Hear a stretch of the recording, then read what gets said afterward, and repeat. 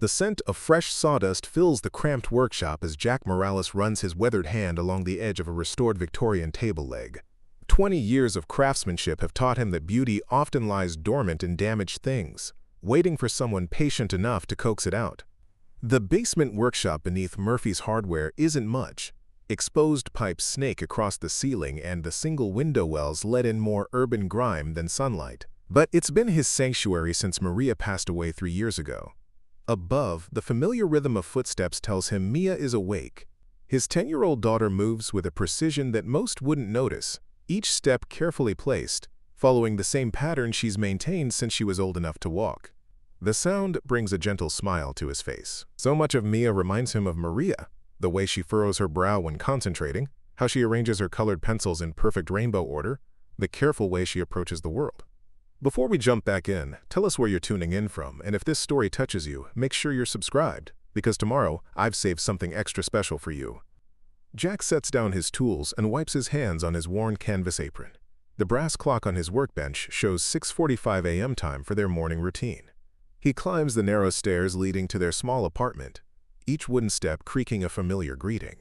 The space above the shop isn't much: a kitchenette, a shared bathroom, and 2 tiny bedrooms. But they've made it home. Mia stands at her window, watching the morning traffic below with intense focus. She's already dressed in her favorite blue sweater, the one with the soft cotton blend that doesn't irritate her skin. Her dark hair is neatly brushed, though she'll let him fix it properly before school.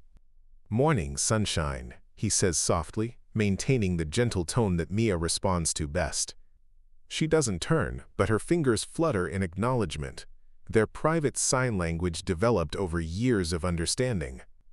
"The red car has passed 3 times, she reports, her voice carrying the slight monotone that strangers sometimes mistake for disinterest. Jack knows better. His daughter notices everything, feels everything, often too intensely for words. "Must be someone looking for parking," he offers, moving to the small kitchen to prepare their breakfast. 2 bowls, each filled with exactly 12 spoonfuls of cereal, the milk poured to precisely the same level. Mia will accept nothing less. As he works, his mind drifts to the stack of bills hidden in his workshop drawer. The rent is due next week, and Murphy, kind as he is, can only be patient for so long. The furniture restoration business has been slow lately. People want new things, mass-produced and perfect. They don't understand the value of something crafted by hand, something that carries history in its joints and character in its imperfections. He's been taking side jobs, basic carpentry work that pays the bills but doesn't feed his soul the way bringing old pieces back to life does. Yesterday's repair, a wobbly kitchen chair from Mrs. Chen from down the block, earned him $40, enough for groceries and a small deposit toward next month's electricity. Mia joins him at their small table, settling into her chair, the one that doesn't wobble, the one that faces east because morning light helps her start the day right. She examines her cereal with the same attention she gives everything, ensuring it meets her standards. "Dad," she says after her 3rd spoonful, "your hands smell like wood again." "Is that okay?" he asks, though he knows the answer. Mia has always found comfort in the workshop smells that follow him everywhere. "It's exactly right," she confirms, and continues eating, counting each spoonful silently. Jack watches her, his heart full of the fierce protective love that's defined his life since the doctor first said the word autism when Mia was 2. Maria had been the one to embrace the diagnosis, to research endlessly, to help them understand that Mia's world wasn't wrong, just beautifully different. After Maria's accident, he promised himself he'd continue that understanding, that patience, that celebration of Mia's unique way of seeing things. The morning light catches the dust motes dancing above their table, and for a moment, Jack allows himself to remember Maria's laugh, the way she'd say every challenge was just an opportunity wearing a disguise. He wonders what opportunities she'd see in their current situation. The dwindling bank account, the increasing costs of Mia's special programs at school, the loneliness that sometimes threatens to overwhelm him late at night when the workshop falls silent. Mia's schedule board dominates the small hallway leading to her bedroom, its laminated surface reflecting the morning light. Jack adjusts the magnetic strips with practiced ease, though Mia will verify each placement herself, a ritual as essential to her day as breathing.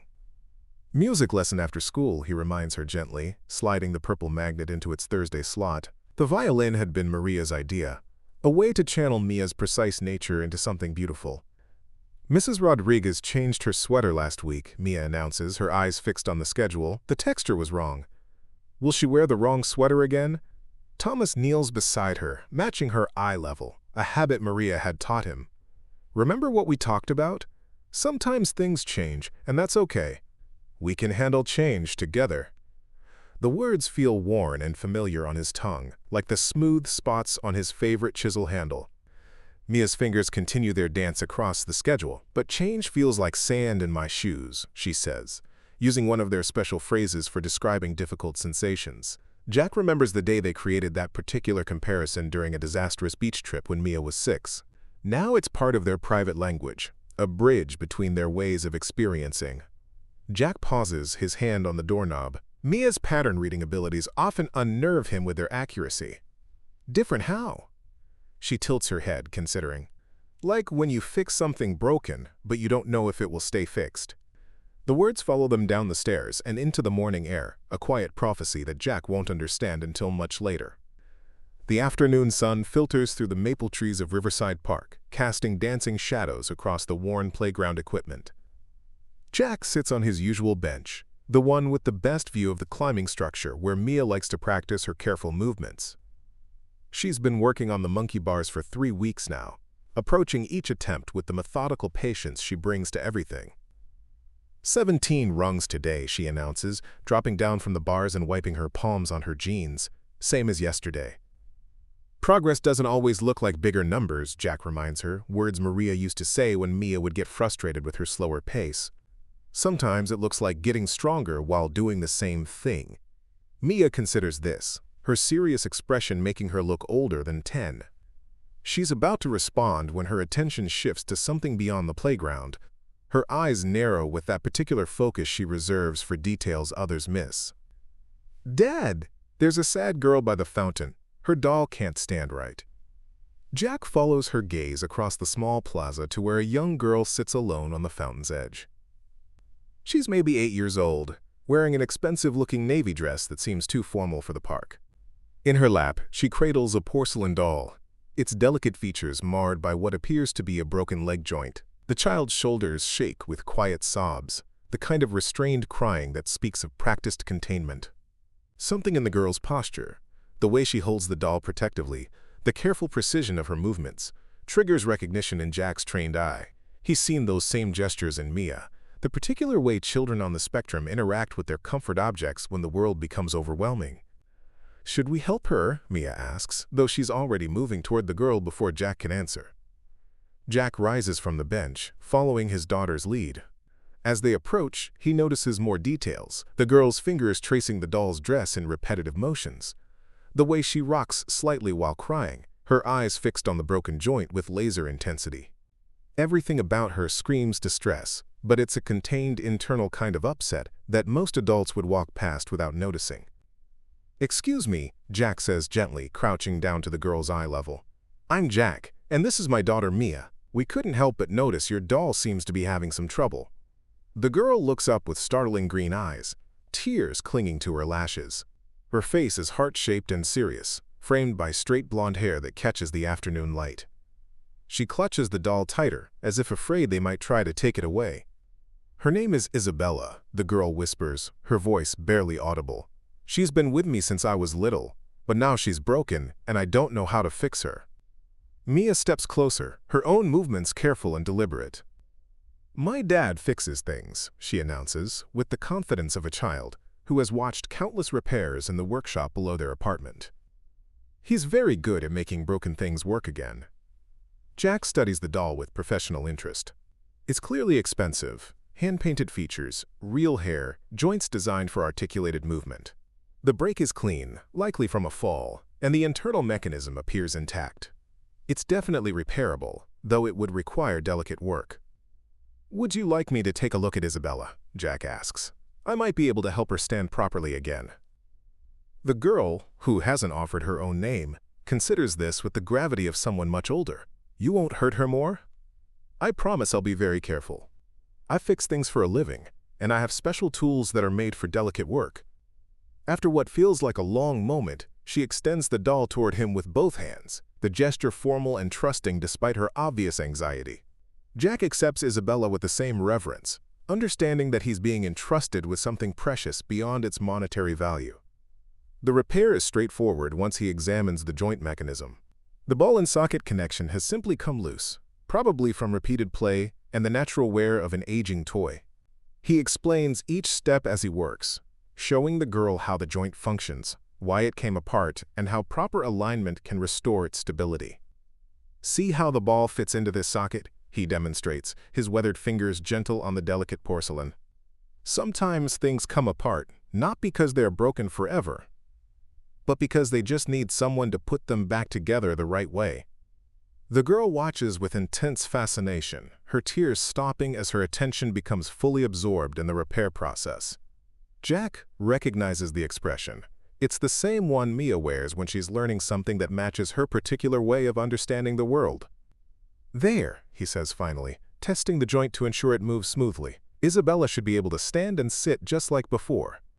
He hands the doll back, and the girl's face transforms with relief and joy. She immediately tests the joint, moving Isabella's leg carefully, her expression brightening with each successful movement.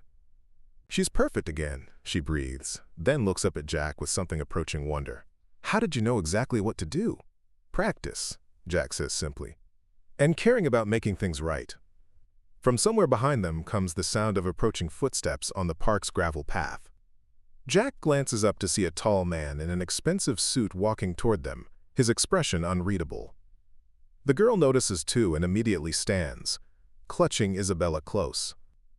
"That's my father," she says quietly, and something in her tone makes Jack look more carefully at the approaching figure. The man is maybe 40, with silver threading through dark hair and the kind of bearing that speaks of authority and wealth. His suit probably costs more than Jack makes in a month, and his shoes are Italian leather, polished to a mirror shine. But it's his eyes that catch Jack's attention, pale blue and watchful, studying the scene with the careful assessment of someone used to evaluating situations for potential threats or opportunities. "Leela," the man calls, his voice carrying clearly across the plaza. "It's time to go." So her name is Lila. The girl, Lila, looks between her father and Jack with obvious reluctance, as if afraid this moment of connection might disappear if she moves. "Thank you for fixing Isabella," she says to Jack, then looks at Mia. "Thank you for caring about her too." Mia nods solemnly. Taking care of important things is what friends do. As Lila walks toward her father, Jack notices the careful way she moves, the measured steps that remind him so much of Mia's particular cadence. He watches her show the man, presumably Nathan Caldwell, though Jack doesn't yet know the name, how Isabella can now stand properly, sees the way the man's expression softens as he examines his daughter's face. For a moment, their eyes meet across the plaza. Jack receives a brief nod of acknowledgement before the man turns away, guiding Lila toward a sleek black car parked at the street corner. As they disappear into the late afternoon crowd, Jack feels an odd sensation, as if something significant has just occurred, though he can't quite name what. "That was a good thing we did," Mia observes, slipping her small hand into his larger one. "Yes," Jack agrees, though he has the strange feeling that their good deed is far from over. It was. As they walk home through the lengthening shadows, Jack can't shake the image of Lila's face when Isabella was whole again, or the penetrating gaze of the man who watched it all unfold.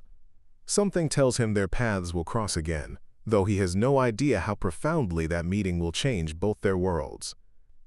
Nathan Caldwell stands perfectly still beside his idling Bentley, one hand resting on the door handle as he watches the interaction unfold 30 yards away. His driver, Rodriguez, knows better than to interrupt when Mr. Caldwell is observing, so the car hums quietly while Nathan studies the stranger who has captured his daughter's complete attention. The man appears to be in his early 40s, with the kind of weathered hands that speak of genuine manual labor. His jeans are clean but worn, his flannel shirt soft with age and washing. Everything about him suggests blue-collar authenticity, from his scuffed work boots to the way he moves with careful economical precision. Nathan's trained eye, honed by years of evaluating business partners and potential threats, takes in every detail. But it's not the man's appearance that holds Nathan's focus. It's the way Lila responds to him. Nathan has watched his daughter interact with dozens of specialists over the past 3 years since Rebecca's death. Child psychologists, occupational therapists, social skills coaches, all highly credentialed professionals who charge premium rates for their expertise. Yet none of them have managed to achieve what this unknown man accomplishes in 5 minutes: complete engagement without distress. Lila isn't exhibiting any of her usual anxiety markers. She's not stimming with her fingers, not rocking, not avoiding eye contact. Instead, she's leaning forward with genuine curiosity, asking questions, watching intently as the man explains something about the doll's mechanism. When was the last time Nathan saw his daughter so present, so naturally connected to another person? He pulls out his phone and speed dials Elena Park, his executive assistant, and the woman who handles the more delicate aspects of his business and personal security. Lena, I need you to do a discreet background check. I'm going to send you a photo of a man in Riverside Park. I need to know who he is, where he works, family situation, financial status, the full picture. Should I be concerned about a security threat? Lena's voice carries the professional calm that made her invaluable during Nathan's rise in the tech industry. No, at least I don't think so. This is different. Nathan pauses, watching as the man carefully tests the doll's repaired joint. He's helping Lila with something, and she's responding in a way I haven't seen before. There's a brief silence on the other end. Elena knows how rare it is for anyone to break through Lila's carefully constructed barriers. I'll have preliminary information within the hour. Nathan ends the call and continues watching. The man's daughter appears to be around Lila's age, with the same careful, deliberate movements that Nathan has learned to recognize as markers of neurodivergent children. There's something in the way the girl observes the world, the particular quality of her attention, that reminds him strongly of Lila's own patterns. Is that why this stranger understands his daughter so intuitively? Does his own parenting experience include navigating similar challenges? The repair is apparently complete. Nathan watches as the man hands Isabella back to Lila with the same careful reverence she used when offering the doll for help. Lila's face transforms, the tight, controlled expression she's worn since the doll broke, dissolving into something approaching pure joy. She tests the joint movement, her eyes bright with relief and wonder. Nathan finds himself stepping closer, drawn by the rare sight of his daughter's unguarded happiness. He's near enough now to hear fragments of their conversation, to see the genuine warmth in the stranger's eyes as he explains the repair process. There's no condescension in his tone, no talking down to a child. He addresses Lila with the same serious respect Nathan has learned she requires, but achieves it naturally where Nathan still has to remind himself to adjust his communication style. Lila, he calls, deciding it's time to intervene. His daughter's head snaps up, and he sees the familiar flash of anxiety return to her features, the fear that this positive moment might be ending too soon. But as she approaches, clutching Isabella carefully, Nathan notices something remarkable. The rigid tension that usually characterizes Lila's posture after interactions with strangers is absent. She's walking with her normal measured pace, but there's a lightness to her step he hasn't seen in months. "Look, Daddy," she says, holding up the doll. Isabella can stand again. This man fixed her leg joint, and he explained how ball and socket connections work, and why sometimes things come apart even when they're not really broken. Nathan accepts the doll, examining the repair with the same careful attention he brings to evaluating prototypes in his R&D lab. The work is precise, professional. The joint moves smoothly, with no wobble or instability. This isn't the kind of quick fix most people would attempt. This is the work of someone who understands both the mechanical principles involved and the importance of getting it exactly right. "Thank you," he says, looking up to meet the man's eyes directly. "I'm Nathan. This is Lila." "Jack Morales," the man replies, extending his hand for a firm shake. "And this is my daughter, Mia." "Mr. Jack has a workshop," Lila announces, with more animation than Nathan has seen from her in weeks. "He fixes things for people, and he knows about how things work inside." Nathan studies Jack Morales more carefully. There's something in the man's steady gaze, in the way he holds himself, that suggests depth beyond his modest appearance. This isn't someone seeking anything from Nathan, not money, not connections, not opportunities. The repair was offered freely, accepted graciously, completed expertly, no strings attached. When was the last time Nathan encountered that kind of simple generosity? "I appreciate what you did for Lila," Nathan says, meaning it more than his formal tone might convey. "Isabella is important to her." "I could tell," Jack replies, and there's understanding in his voice that goes beyond the surface observation. "Some things are worth fixing carefully." The words carry weight, as if Jack is speaking about more than just dolls and broken toys. Nathan finds himself wondering what this man has had to fix in his own life, what losses he's navigated, what challenges he's faced with that same patient, methodical approach he brought to Isabella's repair. As they say their goodbyes and walk toward the Bentley, Nathan notices Lila looking back over her shoulder, waving to Mia until the other girl disappears from view. In the car, she cradles Isabella carefully but continues talking about the repair process, about ball and socket joints, about how Mr. Jack explained that sometimes things just need to be put back together the right way. He understood exactly what Isabella needed, she says as Rodriguez navigates through the late afternoon traffic. And he wasn't in a hurry. He took time to do it right. Nathan finds himself thinking about that phrase as they drive toward their Upper East Side penthouse. Took time to do it right. When was the last time he approached anything in his life with that kind of patient care? His business success has been built on speed, on disrupting markets, on moving faster than the competition. But watching Jack Morales work, seeing Lila's response to that unhurried competence, Nathan wonders if there might be value in a different approach. Preparing and narrating this story took us a lot of time, so if you are enjoying it, subscribe to our channel, it means a lot to us.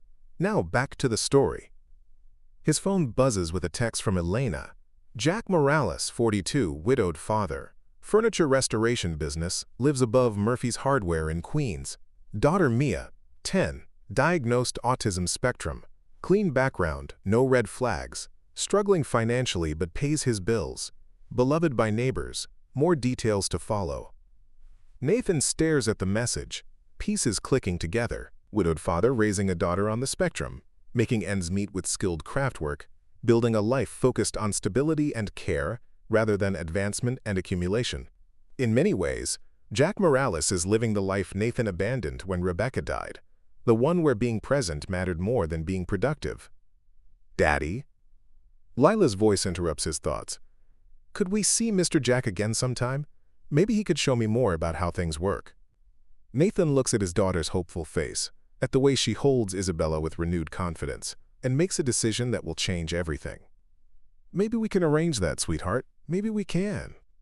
As the Bentley pulls into their building's circular drive, Nathan is already planning his next move. He's built an empire by recognizing value where others see only surface, by understanding when an unexpected opportunity presents itself. Jack Morales represents something Nathan thought he'd lost access to after Rebecca's death: authentic expertise in helping his daughter thrive. Tomorrow he'll pay a visit to a workshop in Queens. Tonight he'll listen to Lila talk about ball and socket joints and the magic of taking time to do things right. For the first time in months, Nathan Caldwell is genuinely curious about what happens next. The brass bell above Murphy's Hardware door chimes with unusual insistence at precisely 10:47 a.m., just as Jack is explaining to Mrs. Chen why her antique rocking chair needs more than wood glue to restore its structural integrity. The sound carries down to his basement workshop, where he's been since dawn, working on a mahogany jewelry box that requires the kind of patient attention that helps quiet his racing thoughts about overdue bills and Mia's upcoming school expenses. But it's not Mrs. Chen's familiar shuffle he hears descending the narrow wooden stairs. These footsteps are deliberate, expensive, the kind of leather soles that whisper against hardwood rather than announce themselves. Jack looks up from his workbench as a figure emerges from the stairwell shadows, and his hands go still on the jewelry box's delicate hinges. Nathan Caldwell looks impossibly out of place in the cramped workshop. His charcoal suit probably costs more than Jack's monthly rent, and his presence seems to shrink the already small space even further. The man's pale eyes take in every detail: the organized chaos of tools, the smell of wood stain and mineral spirits, the single work lamp casting warm light over Jack's current project. "Mr. Morales," Nathan says, his voice carrying the kind of authority Jack associates with men who are accustomed to being heard the first time they speak. "I hope I'm not interrupting important work." Jack sets down his small brass screwdriver and wipes his hands on his apron, buying time to process this unexpected visit. Yesterday's encounter in the park had felt complete. A small kindness exchanged and forgotten. But Nathan Caldwell's presence in his workshop suggests otherwise. "Just a jewelry box repair," Jack says, gesturing toward the piece. "Nothing that can't wait. What brings you to Queens, mister?" "Caldwell, Nathan Caldwell." He extends his hand, and Jack notices the subtle calluses along his fingers. Unexpected evidence of hands that do more than sign contracts and shake hands at board meetings. "I wanted to talk about what happened yesterday, what you did for Lila." Jack accepts the handshake, noting the firm grip and direct eye contact. "It was nothing, really. Just a simple repair." "No," Nathan says, shaking his head with quiet conviction. "It wasn't simple at all. I've watched dozens of specialists try to connect with my daughter over the past 3 years. Child psychologists, occupational therapists, social workers. All highly trained, all expensive, and none of them achieved what you did in 5 minutes." There's something in Nathan's tone that makes Jack look more carefully at the man's face. Beneath the polished exterior, he sees familiar traces of exhaustion, the particular kind of bone-deep weariness that comes from loving someone whose needs you don't fully understand but desperately want to meet. "Your daughter's on the spectrum," Jack says, not making it a question. Nathan's shoulders drop almost imperceptibly, as if Jack has identified something he's grown tired of explaining. "High-functioning," they say, though I hate that term. "She's brilliant, observant, capable of incredible focus. But connecting with people." He trails off, studying Jack's workbench as if the scattered tools might offer answers. "Since her mother died, it's become even more difficult." The words hang in the air between them, heavy with shared understanding. Jack knows that particular grief, the way loss can make an already challenging world feel completely unnavigable. "How long?" Jack asks quietly. 3 years. "Cancer." Nathan's voice remains steady, but Jack catches the slight tightening around his eyes. "Lila was 5 when Rebecca died. She handled it the way she handles everything, by creating very specific routines and rules to feel safe. But those same coping mechanisms make it hard for her to trust new people or situations." Jack nods, remembering Mia's reaction to Maria's death, the way his daughter had retreated into even more rigid patterns for months afterward. "My wife died 3 years ago too, car accident. Mia was 7. "I'm sorry." Nathan's condolences carry genuine weight, not the automatic sympathy most people offer. "So you understand." "I understand that everything changes overnight, and you spend the next few years trying to figure out how to be enough for a child who needed both of you to feel complete." Nathan's expression shifts, surprise flickering across his features as if he's unused to having his experience articulated so precisely. "Exactly. Except I had resources. The best schools, private therapists, specialists flown in from around the world. And somehow you accomplished more with a broken doll and 10 minutes of patient attention than all of them combined." Jack considers this, running his thumb along the edge of his workbench. "Resources are good," he says finally. "But sometimes what kids need most is just someone who isn't in a hurry to fix them, who understands that their way of seeing the world isn't wrong, just different." "How did you know what Lila needed?" "Because I've been learning what my daughter needs for 8 years, trial and error mostly. Maria was better at it. She had instincts I'm still developing. But I've learned that kids like Mia and Lila respond to consistency, to having their intelligence respected, to being shown rather than told." Jack picks up a small wooden sphere from his workbench, rolling it between his palms. "And they respond to people who aren't afraid of their intensity." Nathan watches the sphere move in Jack's weathered hands. "What do you mean by that?" "Most people get uncomfortable when Mia fixates on something, when she needs to understand exactly how something works before she can move on to the next thing. They try to redirect her attention or rush her through the process. But that intensity? That focus? It's not a problem to be solved. It's how she learns, how she makes sense of things." "Lila hasn't stopped talking about ball and socket joints since yesterday," Nathan says, something almost like wonder in his voice. "She spent an hour examining all her toys, categorizing them by how their joints work." Jack smiles. "That sounds about right. Give her something mechanical to understand, and she'll master it completely before moving on." Nathan is quiet for a long moment, studying Jack's workspace with new interest. "You said you've been learning for 8 years. Are you still learning?" "Every day, sometimes every hour." Jack sets the wooden sphere back on his workbench. "Parenting any child is complicated." Parenting a child on the spectrum means accepting that you'll never stop adjusting your approach, never stop discovering new things about how their mind works. I've been thinking about that since yesterday, Nathan admits, about taking time to do things right, like you said. My entire career has been built on speed, on disrupting industries before anyone else sees the opportunity. But watching you with Lila. He pauses, searching for words. You aren't trying to fix her or change her response to the broken doll. You were just meeting her exactly where she was. Jack recognizes the hunger in Nathan's voice, the desperate desire of a parent who wants to do better but doesn't know how. It's not about having the right techniques or following expert advice, he says. It's about paying attention. Really paying attention to what she's telling you, even when she's not using words. Nathan nods slowly, then straightens as if coming to a decision. I have a proposition for you, Mr. Morales, something that might benefit both our daughters. Jack feels his guard rise automatically. Years of struggling financially have taught him to be suspicious of propositions from wealthy men, no matter how genuine they seem. What kind of proposition? I'd like you to spend time with Lila, not as a therapist or a specialist, just as someone who understands. I can pay you well for your time, and Mia would be welcome to join. I think Lila could benefit from interacting with another child who sees the world similarly. The offer hangs between them, loaded with possibility and risk. Jack thinks of his stack of unpaid bills, of Mia's upcoming school needs, of the security that Nathan's money could provide. But he also thinks of the careful balance he's built in their life, the routines and boundaries that keep Mia stable. Why me, he asks finally.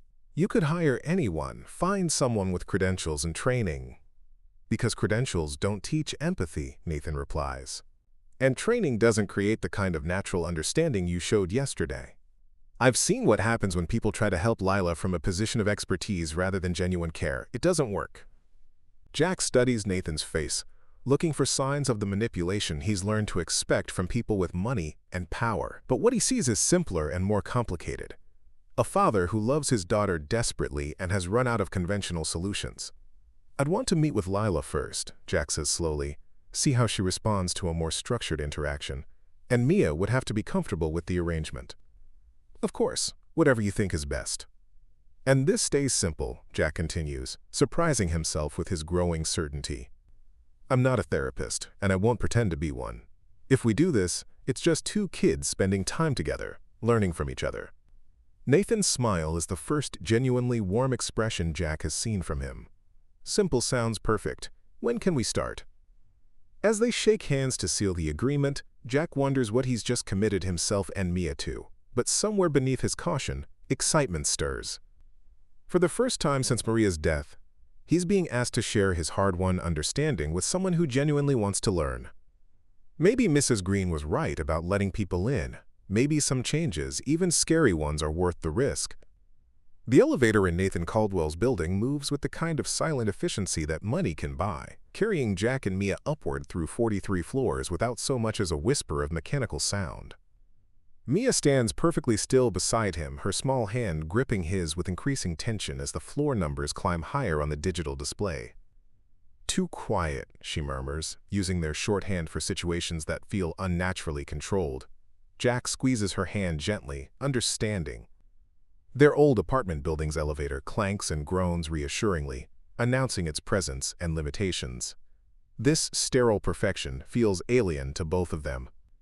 Remember, if you need to leave at any point, just tell me, Jack says quietly. We can always go home. The elevator doors part to reveal a hallway that looks more like a museum than a residential space. Soft lighting illuminates artwork that Jack suspects costs more than most people's houses, and the carpet beneath their feet is so thick it seems to absorb sound completely. Mia's grip tightens further. Nathan opens the penthouse door before they can knock, as if he's been waiting just inside. He's dressed more casually today, khakis and a button-down shirt that probably still costs more than Jack's entire wardrobe, but his smile seems genuine as he welcomes them inside. Mia, I'm so glad you could come, he says, crouching to her eye level with the careful precision Jack recognizes as a learned behavior rather than a natural instinct. Lila has been looking forward to meeting you properly. The penthouse beyond is a study in minimalist luxury. Floor-to-ceiling windows offer breathtaking views of Central Park. and every surface gleams with professional cleaning. But Jack notices the details that suggest a child lives here. A small bookshelf organized by color, a basket of precisely folded blankets, noise-canceling headphones resting on a side table. Lila emerges from what must be her bedroom, Isabella cradled carefully in her arms. She's wearing a soft green dress that brings out her eyes, and her blonde hair is pulled back in a neat braid. But it's her expression that catches Jack's attention, nervous anticipation mixed with genuine excitement. Isabella still stands perfectly, she announces to Jack, then turns to Mia. Would you like to see how her joints work? Mia nods seriously, and the two girls settle onto the living room carpet with the doll between them. Jack watches as Lila explains the ball and socket mechanism with the precision of a young engineer, while Mia listens with the intense focus she reserves for topics that capture her interest. Coffee? Nathan offers, gesturing toward a kitchen that looks like it belongs in a design magazine. Sure. Jack follows him, though his attention remains partially on the girls. This is always the crucial moment, whether Mia will find common ground with another child, or retreat into protective silence. Nathan operates an espresso machine that probably costs more than Jack's monthly rent, his movements confident and practiced. Lila hasn't played with another child in months, he admits quietly. The few playdates we've attempted ended with her overwhelmed and the other children confused by her intensity. Jack accepts the perfectly crafted coffee, noting how Nathan's hands shake slightly as he passes the cup. Wealth hasn't insulated this man from parental anxiety. Mia's the same way. Most kids don't understand why she needs to examine every toy before she'll play with it, or why she can't handle surprises. From the living room comes the sound of quiet conversation. Both girls are speaking in the measured tones children use when they're working together toward mutual understanding. Jack feels some of his tension ease. They seem to be connecting, Nathan observes, leaning against his marble countertop. Early days, Jack cautions, though privately he's encouraged. Mia's posture has relaxed, and she's making the kind of small, precise gestures she uses when she's genuinely engaged with a problem. Lila mentioned that Mia goes to public school, Nathan says, and there's something carefully neutral in his tone. How is that working out? Jack studies Nathan's face, looking for judgment and finding only curiosity. It has its challenges.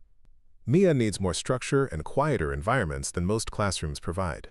But her teachers are good people, and she's learning to advocate for herself. I've been thinking about school options for Lila. The private academy she attends now has excellent academics, but Nathan pauses, watching his daughter show Mia how to carefully articulate Isabella's arms. They don't seem to understand that her way of learning isn't a problem to be corrected. What do you mean? Nathan's jaw tightens almost imperceptibly. Last week, Lila's teacher complained that she was, quote, disrupting class by asking too many questions about how photosynthesis works. Instead of engaging with her curiosity, they suggested I have her evaluated for attention issues. Jack sets down his coffee cup with more force than necessary. Because she wanted to understand something completely before moving on? Exactly. The teacher said most children are satisfied with a basic explanation, but Lila needed to know about cellular structure and chemical processes. Nathan's voice carries a frustration Jack recognizes. They acted like her intelligence was inconvenient. It's not about the type of school, Jack says carefully. It's about finding people who see curiosity as a gift instead of a problem. That's rare in any setting. They're interrupted by Mia's voice from the living room. Could we make something together? Something that moves? Jack and Nathan exchange glances, then move to where the girls are sitting. Lila has arranged several of her toys in neat categories, while Mia has apparently been examining their construction methods with scientific precision. What kind of something? Jack asks. Like Isabella, but simpler, Mia explains. Something we could build that has moving parts. Lila's eyes light up with the particular intensity Jack has learned to recognize in children who found their passion.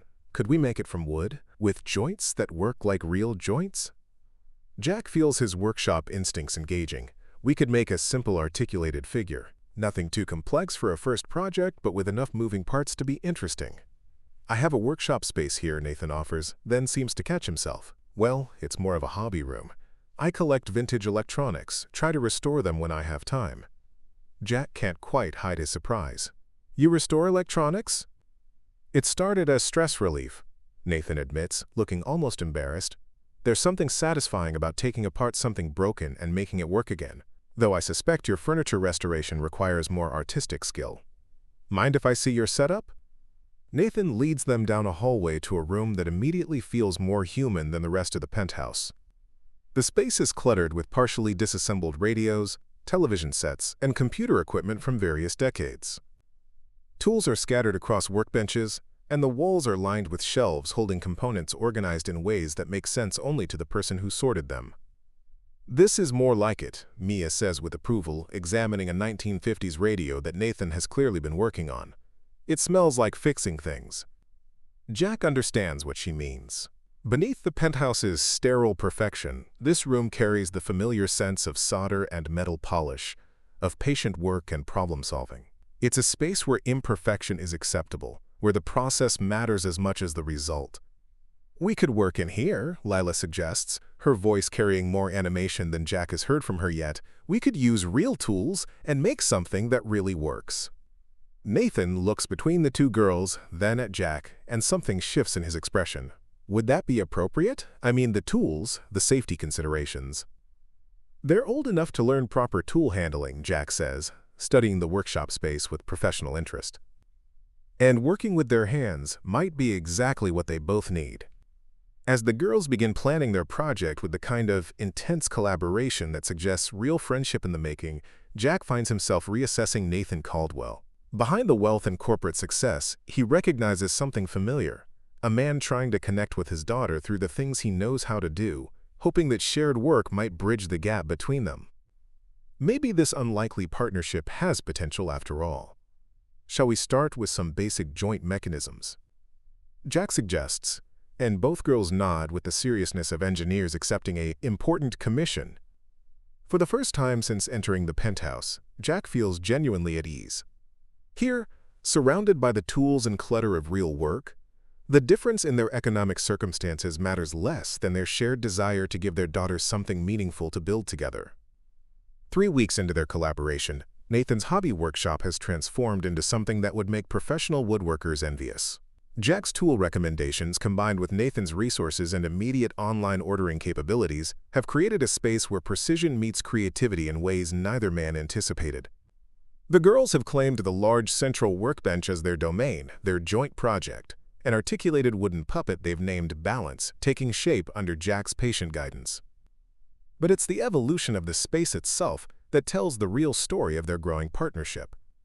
Nathan stands at the newly installed ventilation system, adjusting the airflow while Jack explains wood grain patterns to both girls. The billionaire's expensive clothes have been replaced by work jeans and a flannel shirt that bears honest stains from wood stain and polyurethane. His hands, soft 3 weeks ago, now show the small nicks and calluses that come from learning to use tools properly. "The grain runs this way," Jack demonstrates, running his finger along a piece of maple. "So when we cut the joint, we need to respect that direction or the wood will split." Mia nods with the intense focus she brings to all technical explanations, while Lila traces the grain pattern with her index finger, her expression suggesting she's memorizing not just the visual pattern, but the tactile sensation as well.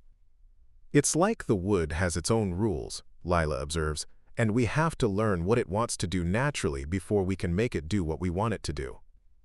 "That's exactly right," Jack confirms, impressed as always by her precision of thought. Good craftsmanship is about working with materials, not against them. Nathan looks up from the ventilation controls, something thoughtful in his expression. Over the past weeks, Jack has noticed these moments when Nathan seems to be absorbing larger lessons from their detailed discussions of technique and patience. "How do you know when you're working against the material?" Nathan asks, moving closer to the workbench. Jack considers the question, aware that Nathan's curiosity extends beyond woodworking. "Usually because you're forcing something. The saw binds, the joint doesn't fit cleanly, the finish goes on unevenly. The material tells you when you're pushing too hard or moving too fast." "Like people," Mia adds matter-of-factly, not looking up from the puppet arm she's carefully sanding. "Dad says people have grain patterns too, and you have to pay attention or you'll make them split." Nathan's eyebrows rise slightly, and Jack feels heat creep up his neck. His daughter's literal interpretation of his metaphors sometimes reveals more about his parenting philosophy than he intends to share. "Smart dad," Nathan says quietly, and Jack hears approval rather than judgment in his voice. The workshop door opens, and Elena Park enters carrying a tablet and wearing her usual expression of professional concern. Nathan's assistant has been stopping by more frequently as the project has expanded, ostensibly to deliver messages, but actually, Jack suspects, to monitor this unprecedented disruption to Nathan's carefully managed schedule. "Your 2 o'clock has been moved to 3:30, she reports crisply, "and the board wants a preliminary report on the Q3 projections by Friday." Nathan glances at his watch, a gesture that would have sent him hurrying to his car 3 weeks ago. Today he simply nods. "Thanks, Elena. Let them know I'll have it to them Thursday evening." Elena's gaze moves from Nathan's work clothes to the girl's absorbed concentration on their project, and Jack catches something almost like surprise in her expression. She's clearly witnessing a side of her boss that doesn't appear in boardrooms or corporate settings. "Should I have Rodriguez bring the car around?" she asks, though her tone suggests she already knows the answer. "Not yet. We're in the middle of something important here." After Elena leaves, Nathan returns to the workbench, where Jack is showing the girls how to test the fit of their carefully crafted joints. "Elena thinks I've lost my mind," he says conversationally. "Have you?" Jack asks, though he's smiling. "Possibly. 3 weeks ago, I would have canceled this to take a conference call. Now." Nathan picks up one of the puppet's completed legs, examining the smooth movement of the knee joint. "Now I think the conference call can wait." "It's because the work is real," Lila says, her voice carrying the particular certainty she uses when explaining something she understands completely. "When you make something with your hands, it exists whether people pay attention to it or not, but conference calls only exist while they're happening." Nathan stares at his daughter with something approaching awe. "When did you get so philosophical?" "I'm not philosophical," Lila corrects seriously. "I'm just paying attention to patterns." Jack watches Nathan absorb his daughter's words, sees the moment when understanding dawns. For weeks, Nathan has been learning more than woodworking techniques. He's been discovering what sustained, focused attention looks like when it's not driven by deadlines or profit margins. "Dad," Mia says, holding up the puppet's torso, "I think we need to adjust the shoulder joints. They're binding when balance tries to wave." Jack examines the piece, noting the subtle misalignment that his daughter's precise eye has caught. "Good catch. Lila, what do you think we should do?" Lila studies the mechanism with the same intensity she brings to everything that captures her interest. The socket is slightly oval instead of round. We need to sand it more evenly. Perfect diagnosis. Nathan, want to try your hand at precision sanding? Nathan accepts the fine grit sandpaper with the careful attention he's learned to bring to delicate work. His movements are still less fluid than Jack's, but there's growing confidence in his technique. More importantly, there's patience, the willingness to work slowly and check his progress frequently, rather than rushing toward completion. "You know," Nathan says as he works, "I keep thinking about what Lila said about working with materials instead of against them. In business, I've always believed success came from pushing harder than the competition, from refusing to accept limitations." "Sometimes that works," Jack acknowledges. "But not always." "Not with Lila," Nathan admits quietly. "Every specialist I hired tried to push her toward more typical social behaviors, faster processing, quicker transitions. And the harder they pushed, the more she retreated." Jack nods, understanding. "Mia's the same way. The more pressure you put on her to adapt to other people's timeline, the more rigid she becomes. But give her space to work at her own pace." "She exceeds every expectation," Nathan finishes. "I'm beginning to think I've been approaching a lot of things wrong." The afternoon light slants through the workshop windows, illuminating dust motes and the satisfied concentration on both girls' faces. Balance is nearly complete now, its articulated limbs moving smoothly through their range of motion. But Jack realizes the puppet was never really the point. The point was this: 2 fathers learning new ways to pay attention to their daughters, 2 girls discovering they're not alone in their particular way of seeing the world, and all of them finding that the most important projects are the ones that can't be rushed. "Next week," Lila announces, "could we start something bigger, something that multiple people could work on together?" Nathan looks at Jack with raised eyebrows, and Jack sees excitement rather than anxiety in the billionaire's expression. "What do you have in mind?" "A workshop," Mia says, as if the idea has been taking shape in her mind for weeks. A place where kids like us could come and make things that work properly. Jack feels his breath catch. The vision that Mia's words conjure, a space where neurodivergent children could learn and create at their own pace, with patient instruction and proper tools, suddenly seems not just possible, but necessary. That, Nathan says slowly, is the best idea I've heard in years. What would we need to make it happen?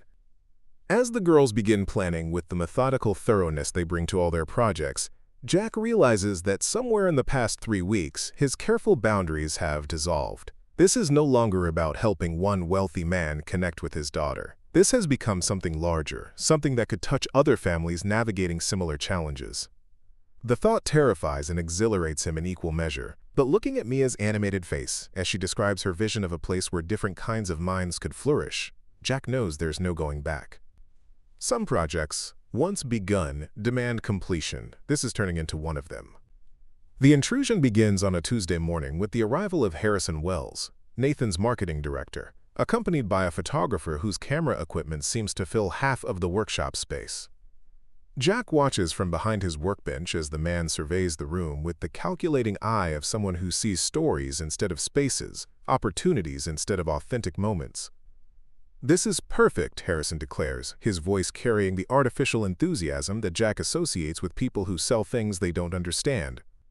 Billionaire tech CEO learns hands-on parenting from humble craftsmen. It's got everything. Human interest, class dynamics, the triumph of grassroots wisdom over corporate resources. Nathan stands awkwardly near the ventilation controls, still wearing his work clothes but looking suddenly uncomfortable in them. "Harrison, I thought we agreed this was going to be a small feature, maybe something for the company newsletter." Nathan, Harrison laughs, waving dismissively. "You're thinking too small. This story has legs, major media appeal. I've already had inquiries from 3 lifestyle magazines and a morning show producer who's very interested in featuring you and—" He gestures vaguely toward Jack. The craftsman and his daughter. Jack feels his chest tighten. Beside him, Mia has gone completely still, her hands frozen over the small wooden figure she's been carefully sanding. Across the workbench, Lila's shoulders have drawn up toward her ears in the defensive posture Jack has learned to recognize as her response to overwhelming situations. "Mr. Wells," Jack begins carefully, "I think there might be some misunderstanding. This isn't really a story, it's just 2 families spending time together." Harrison turns toward him with the bright, empty smile that politicians use on voters they're trying to win over. Of course! That's what makes it so authentic." The real story here is how genuine human connection transcends socioeconomic boundaries. Very powerful stuff. The photographer has begun setting up lights, transforming the warm, cluttered workshop into something that feels like a stage set. The harsh illumination changes everything. Shadows disappear, colors become artificial, the intimate scale of their workspace suddenly feels exposed and vulnerable. "Could we maybe discuss this outside?" Jack suggests, noticing how both girls have stopped working entirely, their focus shifting to tracking the movements of the strangers who have invaded their space. "No need," Harrison waves off the suggestion. "We want to capture the authentic working environment. Sarah, start with some shots of the girls at the workbench. Get that natural concentration, the hands-on learning dynamic." The photographer raises her camera, and Lila immediately slides off her stool, moving to stand behind her father. Mia follows, her small hand finding Jack's with the urgent grip she uses when her world feels too unpredictable to navigate alone. "I don't think they're comfortable with this," Nathan says quietly, but Harrison is already talking over him. "They'll warm up once we get started. Kids always do. Maybe we could stage some of the woodworking process? Have the craftsman. What's your name again?" "Jack Morales," Jack says, his voice tight. "Right, Jack. Have Jack show the girls some technique while the billionaire's daughter watches with admiration. Really play up the teaching moment, the transfer of working-class wisdom." Jack feels something cold settle in his stomach. "We're not performing for you," he says firmly. "This is real work, and these children aren't props for your story." Harrison's smile falters slightly. "Of course not. But you have to understand, this story could benefit everyone involved. Think of the exposure for your business, the positive publicity for Nathan's company, and the message that meaningful connections can happen across class lines. That's important for people to hear. Dad, Mia whispers, tugging on his hand. Too many people. Too loud. Jack looks down at his daughter's face, sees the tight expression that precedes her most difficult meltdowns. Across the workspace, Lila has pressed herself against Nathan's side, her hands covering her ears despite the fact that no one is shouting. Everyone needs to leave, Jack announces, his voice carrying the authority he rarely uses, but that comes naturally when his daughter's well-being is threatened. Now. But we haven't gotten any usable shots, Harrison protests. Just give us 20 minutes to… No.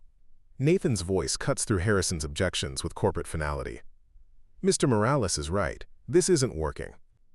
Nathan, you're not seeing the bigger picture here. The foundation you're planning to announce, the Children's Workshop Initiative. This story positions you as a hands-on philanthropist, rather than just another tech executive writing checks. It's perfect timing. Jack's head snaps up. Foundation? Workshop Initiative? Nathan's face flushes, and he won't meet Jack's eyes. It's preliminary, nothing concrete yet. But Harrison, oblivious to the tension he's creating, continues enthusiastically. The Caldwell Foundation for Neurodivergent Children. Major funding for specialized educational programs, sensory-friendly learning environments, adaptive technology research. With Jack here as the inspiration and poster family, it's a marketing dream. The words hit Jack like cold water. Poster family, inspiration, marketing dream. He looks at Nathan, searching for some sign that this isn't what it sounds like, that their friendship hasn't been a carefully orchestrated public relations opportunity. Is that what this has been about? Jack asks quietly. A story for your foundation launch? No, Nathan says quickly, but the denial comes a beat too late. Jack, it's not like that. The foundation idea came from watching you with Lila, from seeing what's possible when you find the right inspiration. Jack's voice is steady, but Mia's grip on his hand tightens as she picks up on his emotional shift. The humble craftsman who can teach the billionaire how to connect with his daughter? That's not fair, Nathan protests. You know our friendship is real. But yes, working with you has made me want to help other families facing similar challenges. Is that wrong? Jack studies Nathan's face, trying to distinguish between genuine conviction and practiced sincerity. The problem is, both can be true simultaneously. Nathan's care for Lila is obviously real, his growing understanding of her needs authentic. But that doesn't mean Jack and Mia aren't also useful to him in ways that have nothing to do with friendship. Mr. Morales, Harrison interjects, I think you're misunderstanding the opportunity here. This isn't exploitation, it's partnership. Your expertise, Nathan's resources, working together to help other families. Everyone wins. Except my daughter doesn't get a choice about whether her private challenges become public inspiration, Jack replies. And I don't get to decide whether our family struggles become part of your marketing strategy. The photographer has continued setting up equipment during their conversation, and now the camera flash fires, capturing Lila mid-retreat toward the workshop exit. The girl freezes, overwhelmed by the sudden burst of light, and Nathan immediately moves to shield her from further shots. That's enough, Nathan tells Harrison firmly. Pack up the equipment. We're done here. Nathan, you're making a mistake. This story could exploit two children who trust us to protect their privacy, Nathan finishes. The answer is no. As Harrison and the photographer reluctantly gather their equipment, Jack kneels beside Mia, whose hands are now pressed against her ears in imitation of Lila's defensive posture. It's okay, sweetheart, he murmurs. They're leaving. It's going back to quiet. But even as the strangers file out of the workshop, Jack knows something has been fundamentally damaged. The space that felt like sanctuary 20 minutes ago now feels contaminated by the possibility of exposure, of their private struggles becoming public consumption. Nathan approaches cautiously after the others have gone. Jack, I need you to know that the foundation isn't about publicity. It's about using what I've learned from you to help other families. With me as the success story, Jack asks, the proof that your approach works? No, with you as a partner if you're willing. Someone who understands what these families actually need instead of what we think they need. Jack wants to believe him. Part of him does believe him. But trust, once cracked, doesn't repair as easily as wooden joints or broken dolls. I need to think about this, he says finally, about whether what we're building here can survive being turned into a cause. As they clean up the workshop in heavy silence, both girls subdued and careful, Jack wonders if some bridges are too fragile to bear the weight of good intentions and public scrutiny. The question is whether anything meaningful can survive the transition from private connection to public purpose. He's not sure he wants to find out. Jack discovers the truth on a Thursday morning while delivering a restored dining chair to Mrs. Patterson, whose apartment overlooks the small coffee shop where Nathan sometimes takes his calls. Through her window, he can see into the shop's back corner, where Nathan sits with two other men in expensive suits. Documents spread across their table like battle plans. Mrs. Patterson, oblivious to the drama unfolding below, chatters about her satisfaction with the chair repair while Jack's attention remains fixed on the scene across the street. One of the men, tall, silver-haired, with the bearing of someone accustomed to boardrooms, is pointing at what appears to be a photograph. Even from this distance, Jack recognizes his own profile in the image. "The grain really does make such a difference," Mrs. Patterson continues. "You can hardly tell it was ever damaged." "Some damage doesn't show until later," Jack murmurs, accepting her payment while continuing to watch the coffee shop meeting. 20 minutes later, he's standing in the alley behind the building that houses Nathan's corporate offices, listening through a partially open window to a conversation that shatters what remains of his trust. "The craftsman angle is pure gold," the silver-haired man is saying, his voice carrying the confident authority of someone used to being heard. "Humble single father teaching the tech mogul about authentic human connection. It's exactly the narrative we need for the foundation launch." "Richard, it's more complicated than that." Nathan's voice carries tension, but not, Jack notes, outright disagreement. Jack Morales isn't just a narrative. He's become a genuine partner in this work. Of course, but partnerships can be structured in ways that benefit everyone. The man clearly needs financial stability, and we need a compelling human face for the foundation. It's perfect symbiosis. "What about the daughter?" This voice is unfamiliar. "Younger." "The autistic girl?" "She's photogenic, relatable without being too challenging for mainstream audiences." Jack's hands clench involuntarily. They're discussing Mia as if she's a product to be marketed, a story element to be deployed strategically. "Both children test well with focus groups," Richard continues. "The dynamic between privileged but struggling billionaire daughter and resilient working-class girl creates natural emotional engagement. We're looking at potential documentary deals, maybe even a book collaboration." "I never agreed to exploit these children," Nathan says, but his protest sounds weak even to Jack's ears. "Nathan, nobody's talking about exploitation. We're talking about inspiration. About showing the world that effective solutions don't always come from think tanks and research institutions. Sometimes they come from ordinary people doing extraordinary work with the resources they have." Jack has heard enough. He walks away from the window feeling hollowed out, understanding finally that he and Mia have been characters in someone else's story from the very beginning. The foundation, the workshop space, even Nathan's growing understanding of Lila's needs. All of it contaminated by the calculation of public relations and strategic messaging. That evening, he sits at his kitchen table while Mia practices violin in her room, the familiar melodies providing a soundtrack to his decision-making process. Before him lies a legal pad where he's been drafting a resignation letter, though the words feel inadequate to express his sense of betrayal. "Dear Nathan," he writes, then crosses it out. Too personal. "Mr. Caldwell," he tries again. "After much consideration, I believe it's best for both our families if we discontinue our collaboration."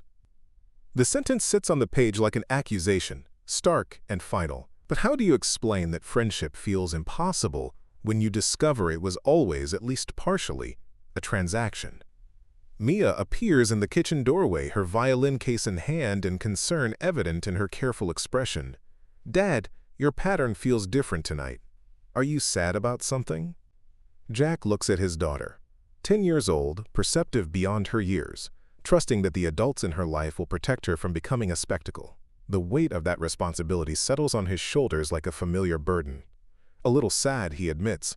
Sometimes grown-ups make things too complicated. Mia considers this with the seriousness she brings to all important observations. "Is it about Lila's dad? About the workshop? How did you know? You've been quiet since the camera people came, and you keep looking at the phone like you want it to ring but hope it doesn't." Her accuracy is unsettling as always.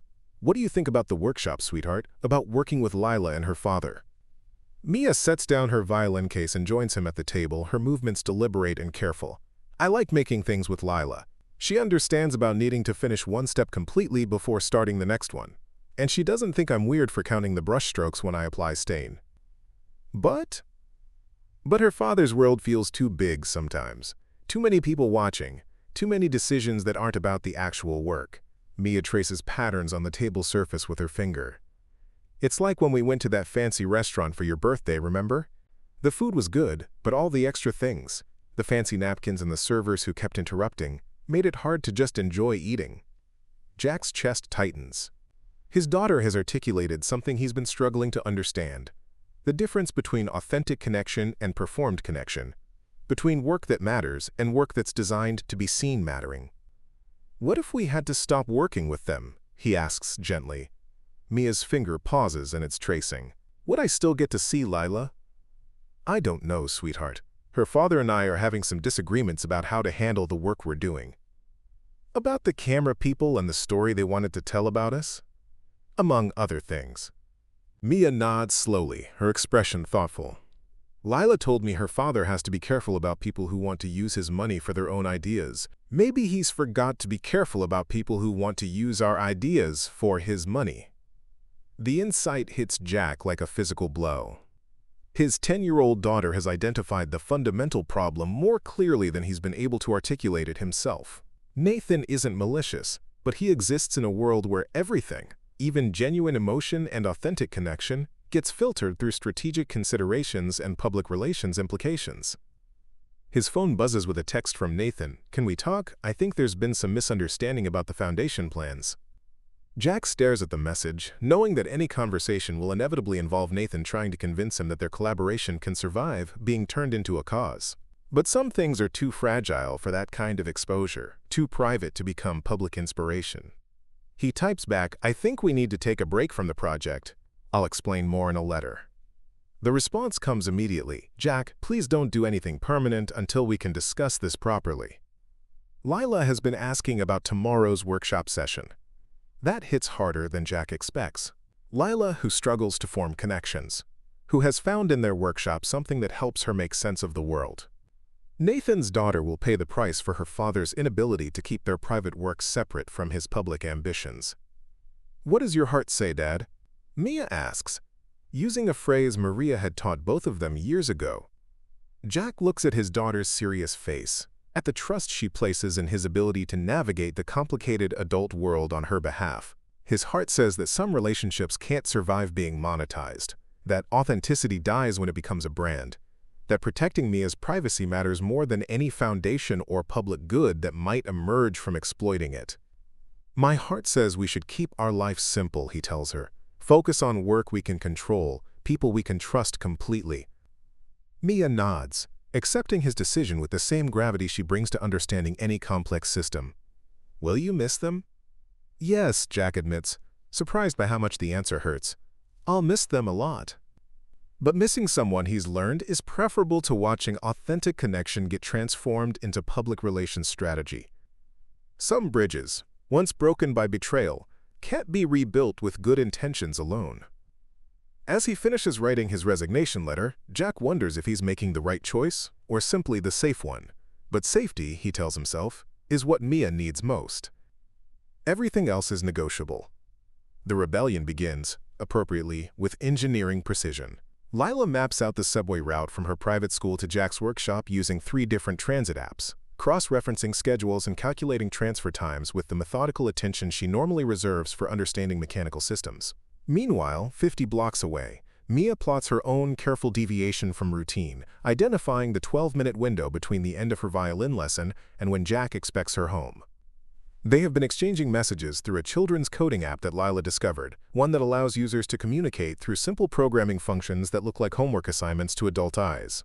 Their plan has been developing for 6 days, ever since their father's abrupt cessation of workshop sessions left both girls with an incomplete project and a friendship interrupted by adult complications they don't fully understand. The plan they've constructed over coded exchanges is elegant in its simplicity. Create a collaborative puzzle that requires both of their father's expertise to solve. Present it as an emergency requiring immediate adult intervention, and use the problem-solving process to demonstrate what has been lost when their families stopped working together. Friday arrives with the kind of crisp autumn weather that makes their scheme possible. Lila navigates the subway system with the careful attention she brings to all complex systems. Her MetroCard and backup cash secured in a small crossbody bag, her phone programmed with Jack's workshop address, and 3 different route options in case of service disruptions. She moves through the underground tunnels like a small, determined engineer following technical specifications. Mia's journey is simpler, but requires more precise timing. She convinces her violin teacher, Mrs. Rodriguez, that her father will be 10 minutes late picking her up due to a complex furniture repair emergency. The lie sits uncomfortably on her conscience, but the larger truth, that something important is broken and needs fixing, justifies the small deception. They converge at the fountain in Riverside Park at exactly 3:07 p.m., each carrying a carefully prepared half of what they hope will prove an irresistible puzzle. Lila's portion includes the mechanical components of balance, the articulated wooden puppet they were constructing before adult complications interrupted their work. But now the puppet has been deliberately modified, its joint systems altered in ways that require specific knowledge to diagnose and repair. Mia's contribution is more subtle, a wooden box containing what appears to be the components for a clockwork mechanism, but with certain pieces missing and others modified in ways that create fascinating engineering challenges. The box also contains 2 sealed envelopes, each addressed to one of their fathers. "Did you disable the shoulder joint like we planned?" Mia asks, examining Balance's current range of motion. "Restricted to 15 degrees of rotation instead of 90, Lila confirms. "And I introduced a binding problem in the left knee that will be obvious to your father but require the precision tools from my father's workshop to fix properly." Mia nods approvingly. Their sabotage has been careful and reversible, designed to create problems that demand collaboration rather than cause permanent damage. The clockwork mechanism. Missing the escapement wheel and the mainspring tension regulator, Lila reports. Plus, I've introduced a gear ratio problem that will require mathematical calculation to solve properly. They arrange their materials on the fountain's edge like evidence in a case they're preparing to present. Balance sits prominently, his restricted movement obviously problematic to anyone who understands mechanical systems. The clockwork components are spread in organized confusion, clearly the remnants of an ambitious project that has encountered technical difficulties. Lila pulls out her phone and dials her father's direct office line, the one that bypasses Elena and reaches him immediately in emergencies. "Daddy?" Her voice carries carefully calibrated distress. "I'm at the park fountain, and there's a problem with Balance. I think something is seriously wrong with his joints, and I'm worried we damaged him permanently when we stopped working on him." Nathan's response is immediate and predictable, concern for his daughter's emotional state overriding questions about how she came to be at the park during school hours. "Stay exactly where you are, Lila. I'm coming right now." Simultaneously, Mia calls her father's workshop line. "Dad, I'm at the fountain in the park, and I need help with a clockwork mechanism that I think I broke. It's complicated, and I don't understand what went wrong." Jack's response carries the familiar patience he brings to all of Mia's technical questions, but also underlying worry about the deviation from their normal routine. "I'll be there in 10 minutes, sweetheart. Don't touch anything until I can see what we're working with." Phase 1 of their plan complete, the girls settle on the fountain's edge to wait for the adult convergence they've orchestrated. Around them, the park continues its normal Friday afternoon. Rhythm, joggers following predetermined routes, dog owners managing predictable social interactions, the kind of ordered chaos that both girls find comforting. "Do you think they'll be angry when they figure out what we did?" Mia asks, arranging the clockwork components in more precise geometric patterns. "Probably initially," Lila acknowledges, testing Balance's shoulder joint with gentle pressure. "But anger based on fear for our safety, not anger about the deception itself. They'll understand the logic once they see the demonstration." Mia nods, trusting her friend's analysis. Over the weeks of their collaboration, she's learned that Lila's ability to predict adult emotional responses is as precise as her understanding of mechanical systems. Nathan arrives first, his expensive sedan pulling up to the park entrance with the kind of urgency that suggests traffic laws have been strategically ignored. He approaches at a pace that balances concern with the need to appear calm, his phone already in hand to contact Jack. "Before you call him," Lila says, rising to meet her father, "you need to understand what we've discovered." She gestures toward their assembled materials with the gravity of a researcher presenting crucial findings.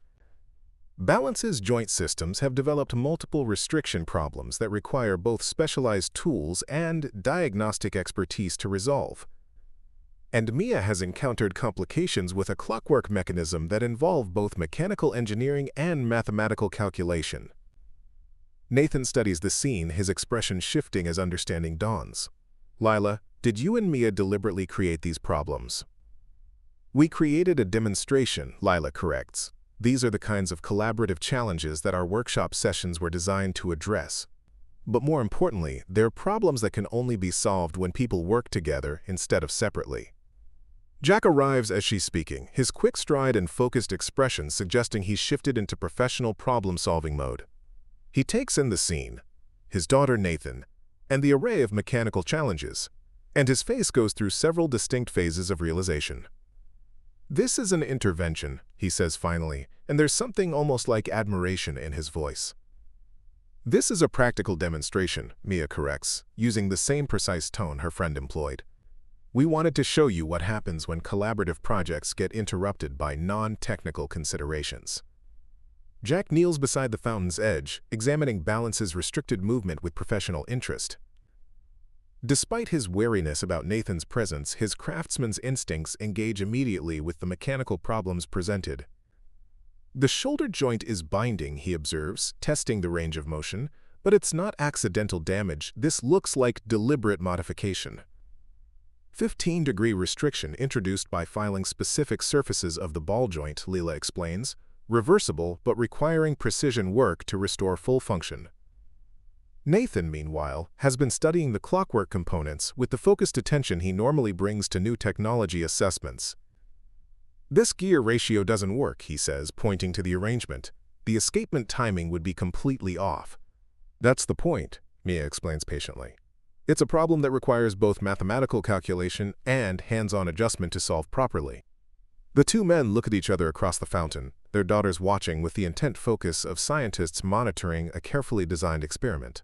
In the silence, something shifts. The artificial boundaries created by adult complications beginning to dissolve in the face of genuine technical challenges that demand collaborative attention. How long have you two been planning this? Jack asks, though his question is directed toward both girls. 6 days of detailed preparation, Lila reports, including contingency planning for various adult response patterns. And you understood that this would require us to work together, Nathan adds. That was the objective, Mia confirms. To demonstrate that some problems can only be solved through collaboration, regardless of non-technical complications. Jack finds himself fighting back a smile. Their daughters have essentially engineered a reconciliation, using the same methodical problem-solving approach he's taught Mia to apply to woodworking challenges. The audacity and precision of their plan is simultaneously alarming and impressive. So what happens now? Nathan asks, his question addressed to both girls and Jack simultaneously. Lila and Mia exchange glances, their communication requiring no words after weeks of collaborative work. Now, Lila announces, we fix balance and the clockwork mechanism together, and then we discuss how to prevent future interruptions to important work. As Jack and Nathan begin examining the technical challenges their daughters have created, neither can ignore the elegant logic of the intervention. Some relationships, it appears, are too valuable to be casualties of adult complications, and sometimes it takes the clear vision of children to identify solutions that grown-ups have overcomplicated. The repair work begins with familiar ease, muscle memory overriding recent tensions as both men fall into the collaborative rhythm they've developed over weeks of shared projects. Their daughters watch with satisfaction, confident that their engineering approach to human relationships has achieved its intended result. Some problems, after all, require the precision of small hands and the clarity of young minds to solve properly. 6 months later, the workshop space Jack and Nathan have created together bears no resemblance to either man's original vision. Located in a converted warehouse in Long Island City, it occupies the middle ground between Jack's cramped basement and Nathan's sterile penthouse, a space that belongs fully to neither world and therefore somehow to both. The morning light streams through skylights that Nathan insisted on installing, illuminating workbenches that Jack designed for different heights and abilities. The smell of wood shavings mingles with the ozone from Nathan's electronics station, creating an atmosphere that speaks to both precision and creativity. Most importantly, it carries the sound that has become Jack's favorite measure of success. Children's voices engaged in the particular kind of focused conversation that happens when young minds encounter problems worth solving. The gear ratio still isn't right, announces Marcus, an 8-year-old whose intense focus on mechanical systems reminds Jack strongly of Lila. He's been working for 3 weeks on a wooden clock mechanism, approaching each adjustment with the methodical patience that his previous school labeled as obsessive behavior.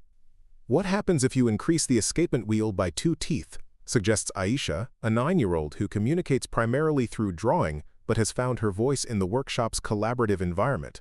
She sketches her suggestion on a piece of paper, her precise technical illustration serving as both explanation and encouragement. Jack watches the interaction from his position at the sharpening station, where he's maintaining the collection of child-sized tools that have become essential to their operation. Across the workshop, Nathan adjusts the lighting at Elena's workstation. Yes, Elena Park has become an unexpected regular, her corporate efficiency translating beautifully into helping children organize complex projects. Mr. Jack, calls Timmy, a 7-year-old whose previous educational experience consisted mainly of being asked to sit still and be quiet. The mortise and tenon joint is gap-free, but the wood feels rough. Is that normal? Jack sets down his sharpening stone and moves to examine Timmy's work, noting the pride in the boy's voice as he uses technical terminology that most adults would find challenging. Let me see what you're working with. The joint is indeed gap-free, a remarkable achievement for someone who 6 months ago had never held a proper chisel. But Timmy is right about the surface texture. The wood needs another pass with fine grit sandpaper to achieve the smoothness that will make the piece truly satisfying to touch. Good eye, Jack tells him, meaning it completely. What grit sandpaper do you think we need for the final smoothing? Timmy considers this with the seriousness he brings to all technical questions. 220? Because we want to remove the tool marks without creating scratches? Perfect reasoning. Want to show me your technique? As Jack guides Timmy through the final sanding process, he catches Nathan's eye across the workshop.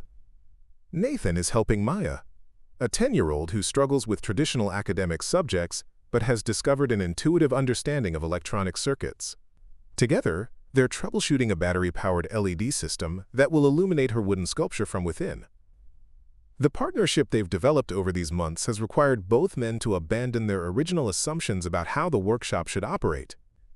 Nathan's initial vision involved structured curriculum and measurable outcomes, the kind of systematic approach that worked in corporate environments. Jack's instinct was toward organic discovery and individual pacing, the artisan's belief that skill develops naturally when environment and interest align. What they've created instead is something neither could have designed alone, a space where children set their own learning pace but have access to professional quality tools and expert guidance, where emotional safety coexists with genuine technical challenge, where the particular ways that neurodivergent minds process information become assets rather than obstacles. Mrs. Green appears in the workshop doorway carrying her usual covered dish, though now her baking serves 12 children instead of just Jack and Mia.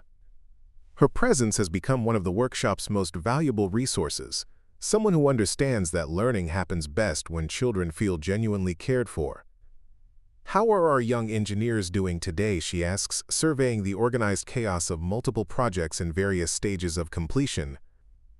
Maya's light sculpture is almost ready for the exhibition, Nathan reports, genuine pride in his voice. The exhibition he's referring to is their own creation, a monthly showcase where children demonstrate their completed projects to family members and friends, with no media presence and no corporate messaging, just the simple satisfaction of showing work they're proud of. And Marcus solved the gear ratio problem that's been challenging him for 2 weeks, Jack adds, noting how the boy's face lights up at having his breakthrough acknowledged by adults who understand its significance.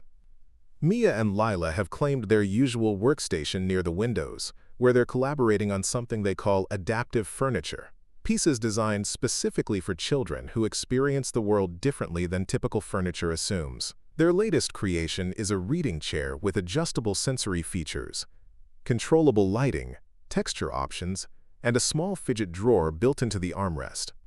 We've been thinking, Lila announces, approaching Jack and Nathan with the serious expression both men have learned to respect, about expansion possibilities.